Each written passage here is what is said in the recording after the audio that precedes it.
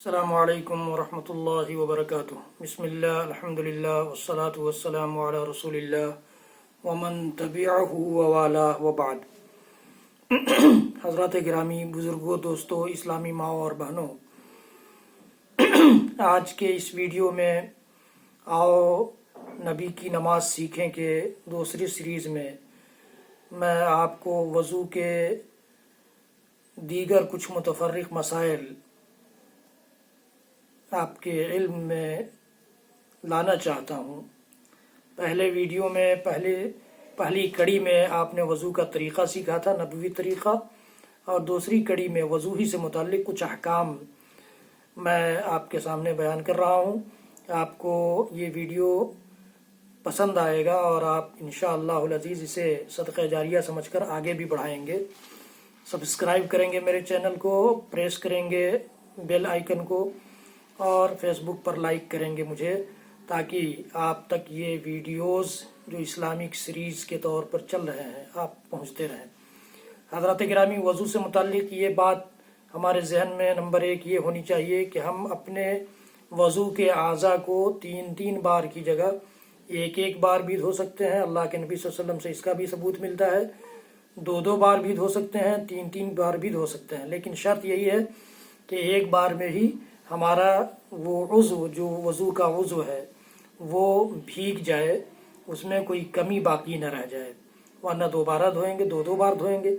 ایک چیز اور دھیان میں ہونا چاہیے کہ جب 1 بار کریں تو ہر جگہ 1 ہی بار کریں، 2 بار کریں تو ہر عضو کو 2 ہی بار دھوئیں، اور 3 بار کریں تو ہر عضو کو 3 ہی بار دھوئیں، یہ جائز ہے۔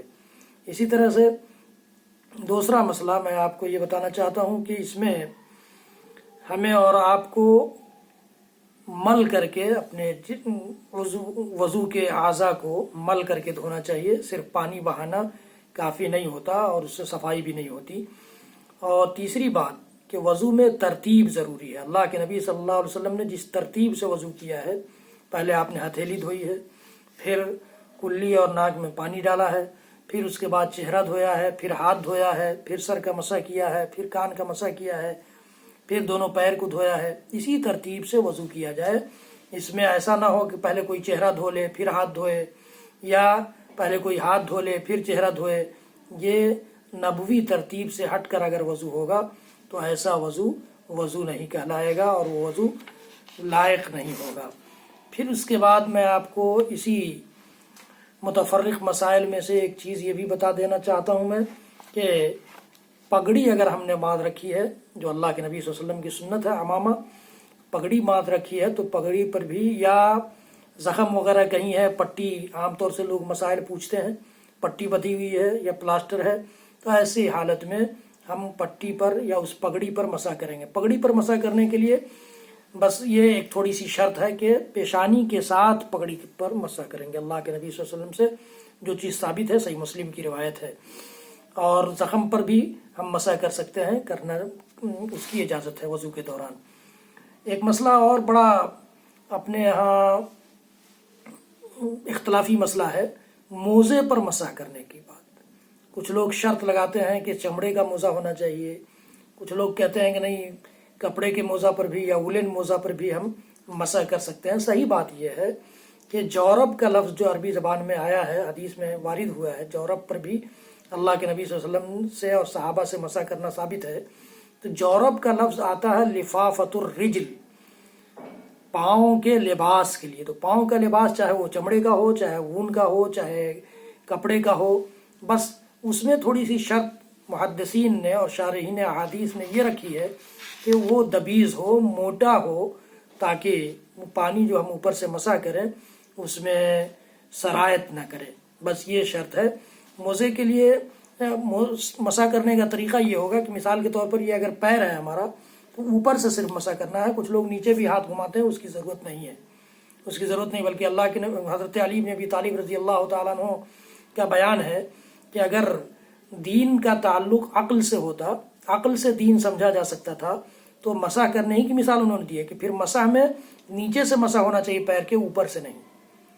عقل تو یہ چاہتی ہے کہ پیر کے نیچے سے مسح ہو، لیکن نبوی طریقہ کیا ہے؟ اوپر سے مسح کرنا۔ اس طرح سے ہم اس طرح سے ہاتھ پھیر لیں بس۔ اور کتنی دیر تک مسح کر سکتے ہیں؟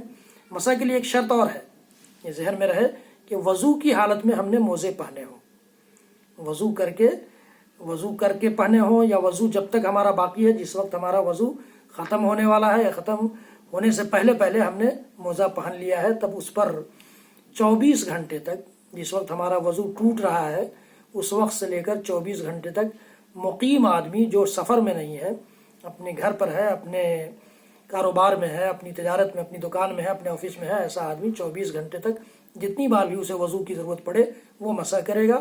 اور اگر مسافر ہے، سفر کر رہا ہے، تو 3 دنوں اور 3 راتوں تک یعنی 72 گھنٹے تک وہ جتنی بار بھی وضو کرے گا مسح کر سکتا ہے۔ یہ اللہ کے نبی صلی اللہ علیہ وسلم کی مسح کے سلسلے میں سنت تھی۔ اسی طرح یہ ذہن میں ہمارے رہے کہ وضو کر کے اگر ہم تھوڑا سا اہتمام کر لیتے ہیں، وضو کے بعد 2 رکعت نماز پڑھ لیتے ہیں، تو اس کا بھی بڑا اجر ہے۔ اللہ کے نبی صلی اللہ علیہ وسلم نے فرمایا ہے، صحیح مسلم کی روایت ہے کہ من توضأ نحو وضوئ هذا ثم صلى ركعتين لا يحدث فيهما نفسه غفر له ما تقدم من ذنبه۔ اللہ کے نبی صلی اللہ علیہ وسلم نے فرمایا کہ جو میرے اس وضو کی طرح سے، آپ تصور کر سکتے ہیں کہ نبوی طریقے پر کسی کام کو کرنے کی کیا اہمیت ہے۔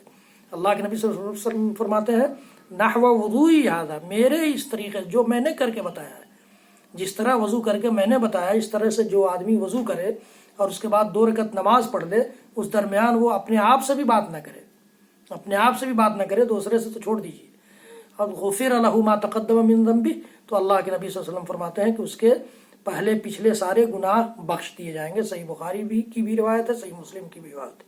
اس لیے ہمیں اور آپ کو وضو کے ان متفرق مسائل کی جانب توجہ دینا چاہیے، اور وضو کے بعد 2 رکعت نماز پڑھ لینے کا اہتمام کرنا چاہیے، بڑی ہی فضیلت ہے اس کی۔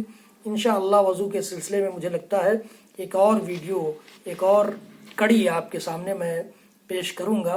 رب العالمین ہمیں اور آپ کو کہنے سننے سے زیادہ عمل کی توفیق دے، ہمیں توفیق دے کہ ہم اپنے سارے اعمال کو، سارے عقائد کو، سارے معاملات کو نبوی سانچے میں ڈھالنے والی امت بنے۔